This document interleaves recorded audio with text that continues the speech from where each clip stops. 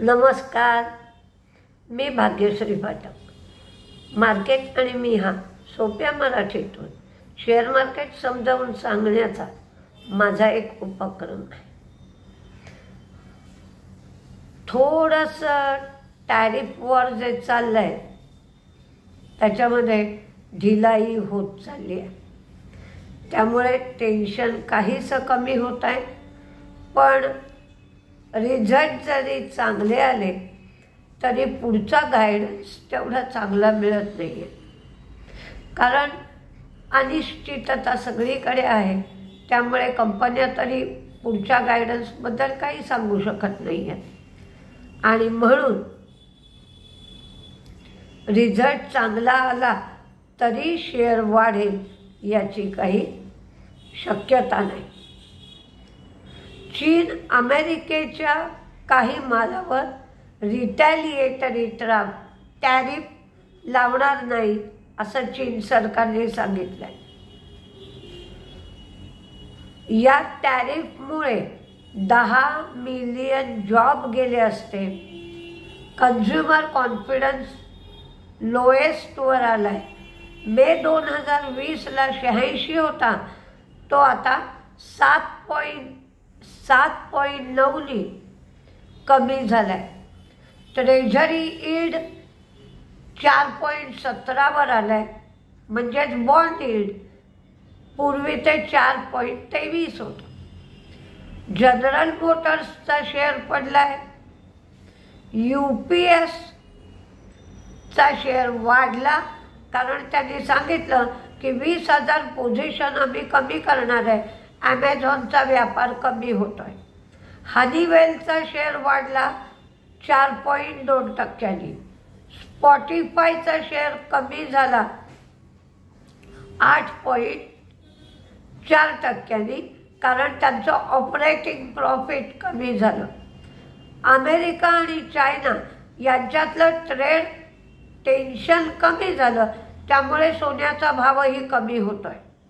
क्रूडचा भाव 64.59 असा होता, आता 64.23च्या आसपास आला आहे, कारण क्रूडला मागणी कमी झाली आहे। एडिडासनी प्रॉफिट गायडन्स देणं महागाई वाढती आहे म्हणून बंद केलं आहे, टाळलं आहे। त्यामुळे त्यांचा शेअर 12% इयर ऑन इयर बेसिसवर पडला। 3 मे पासून ऑटो टॅरिफ जे आहेत ते 25% लागतील, पण 2 वर्षासाठी रिएम्बर्समेंट मिळेल। कारच्या किमतीच्या 3.75% पहिल्या वर्षी तर दुसऱ्या वर्षी 2.5% रिएम्बर्समेंट दिली जाईल असं ट्रम्प सरकारने म्हणजेच अमेरिकन सरकारने सांगितलं आहे। म्हणजे थोड्या थोड्या प्रमाणात अमेरिकेमध्ये सवलती मिळत आहेत। डोमेस्टिक इन्व्हेस्टर्सची खरेदी आहे 1,369, फॉरेन इन्व्हेस्टर्सची पण खरेदी आहे 2,386 कोटी। काही रिझल्ट कालच्या नंतर आले ते सांगते, पण रिझल्टवर ट्रेड घेताना मात्र काळजीपूर्वक घ्या। आपल्या मराठीत एक म्हण आहे, दिसतं तसं नसतं म्हणून जग फसतं। अशामध्ये कालचे 2 रिझल्ट आपल्याला दिसत आहेत। BPCLचा रिझल्ट असा वरकरणी दिसायला खराब दिसतोय, पण लोकांच्या अपेक्षा खूप कमी होत्या आणि अपेक्षेच्या मानाने रिझल्ट खूप चांगला आहे। तर मार्केट कसं रिॲक्ट करतंय BPCLवर ते बघा। आणि दुसरा रिझल्ट बजाज फायनान्सचा स्प्लिट, बोनस, डिव्हिडंड याच्या आकर्षणामुळे रिझल्टकडे तेवढ्या प्रमाणात लक्ष गेलेलं दिसत नाही आहे, पण रिझल्ट काहीसा बजाज फायनान्सच्या लेव्हलनी कमजोर वाटतं।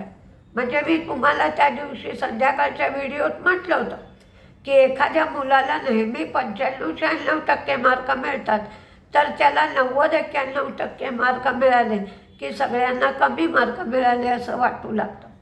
बजाज फायनान्सचा रिझल्ट नेहमी चांगला असतो, त्या मानाने यावेळेला रिझल्ट कमजोर वाटतोय.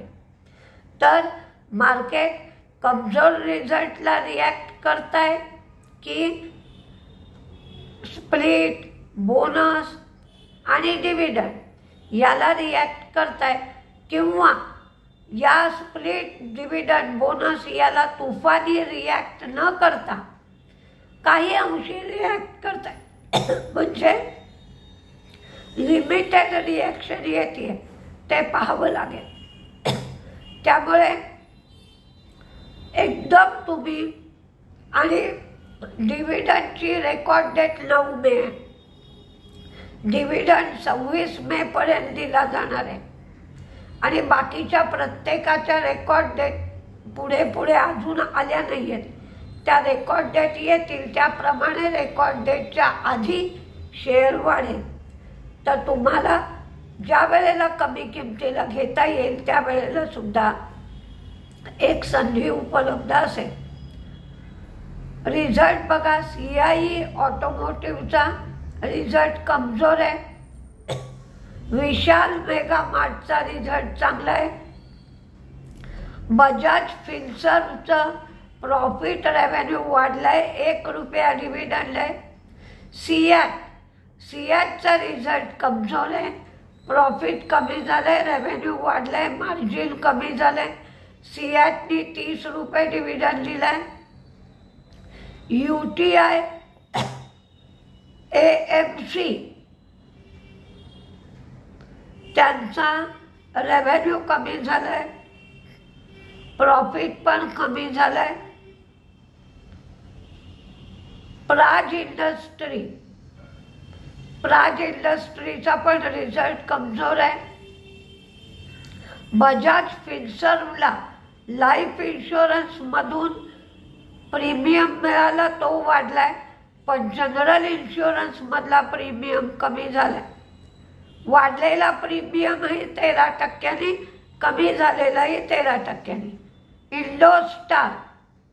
इंडोस्टारचा प्रॉफिट कमी झालाय, नेट इंटरेस्ट इन्कम वाढलाय. जन स्मॉल फायनान्स बँक प्रॉफिट कमी झालाय, इन्कम वाढलाय, पण त्यांच्या प्रोव्हिजन्स कमी झाले. NPA, ग्रॉस NPA कमी झाले, नेट NPA फ्लॅट राहिले.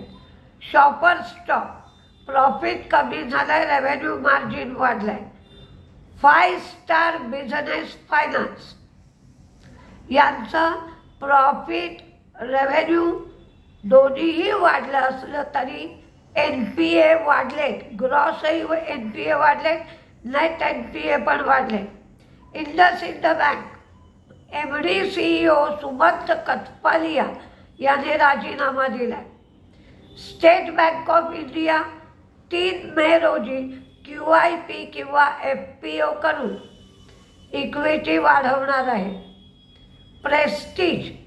प्रेस्टीजने तिच्या आमला 750 कोटीची कॉर्पोरेट गॅरंटी दिली आहे. त्यामुळे त्यांना रिअल इस्टेट रेग्युलेटरी अथॉरिटी म्हणजेच रेरा यांच्याकडून इंद्रपूरम NCR इथे रेसिडेन्शियल प्रोजेक्टला परवानगी मिळाली आहे. एन्ड्युरन्स महाराष्ट्रात लिथियम आयन बॅटरी युनिट ते लावणार आहेत.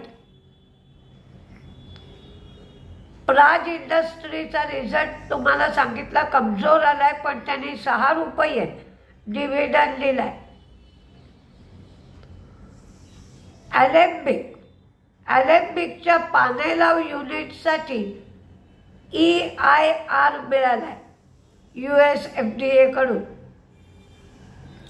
फक्त प्राज इंडस्ट्रीने थायसेप ग्रुप बरोबर पॉलिलॅक्टिक ॲसिडच्या उत्पादनाचं तंत्र मिळवण्यासाठी भागीदारी केली आहे. एस्कॉर्ट्स कोबोटा RED बिझनेस ट्रान्सफर करायचा, विक्री करायची याची मुदत त्यांनी एकमेकांच्या संमतीने 1 मेची 1 जून एवढी केली आहे. आता कुठले शेअर तेजीत राहतील, कुठले शेअर मंदीत राहतील याची मी लिस्ट दिली आहे. पण जर काही रिझल्टमध्ये थोडा जरी गोंधळ असेल तरीही आपल्याला हवा तसा परिणाम दिसत नाही. अमेरिकेच्या टॅरिफमध्ये काही प्रमाणात ढिलाई होती आहे. बऱ्याच देशांबरोबर ट्रेड ॲग्रीमेंट्स होत आहेत. या सगळ्याचा परिणाम IT सेक्टरवर होतोय. IT सेक्टरमधले शेअर तेजीत राहत आहेत. म्हणून आजच्या लिस्टमध्ये तेजीमध्ये IT सेक्टरमधल्या बऱ्याच शेअरचा मी समावेश केला आहे. KPIT, ट्यूब इन्व्हेस्टमेंट हे सगळे तेजीतले देखील.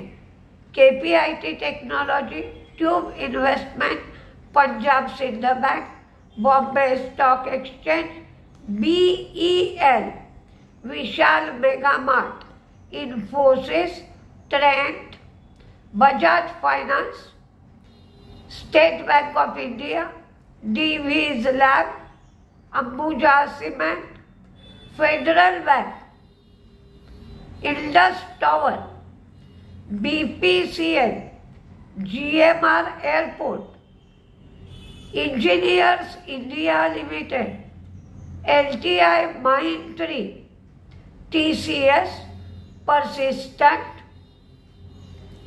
India Mart, V-Mart, Alembic, Trent, Tata consumer, Schaeffler, SCHAEFFLER,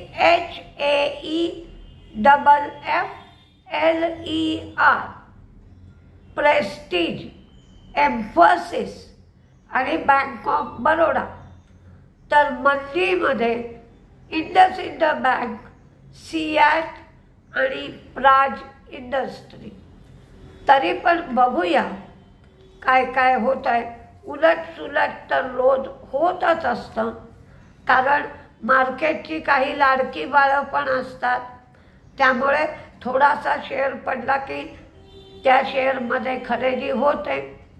तर तुम्हाला इंट्राडे करायचा असेल तर स्ट्रिक्ट स्टॉप लॉस ठेवा, कारण महाराष्ट्र दिनाची उद्या सुट्टी आहे. तर बघायला लागेल काय काय होत आहे. दुर्लक्ष करू नका. नाही, तुमचं भांडवल जर मर्यादित असेल तर मात्र शॉर्ट टर्म ट्रेड घेत चला, म्हणजे नुकसान न होता तुमची पोझिशन फायद्याची होऊ शकते. बघूया, मलाही पाहायचं आहे, तुम्हालाही पाहायचं आहे. नमस्ते.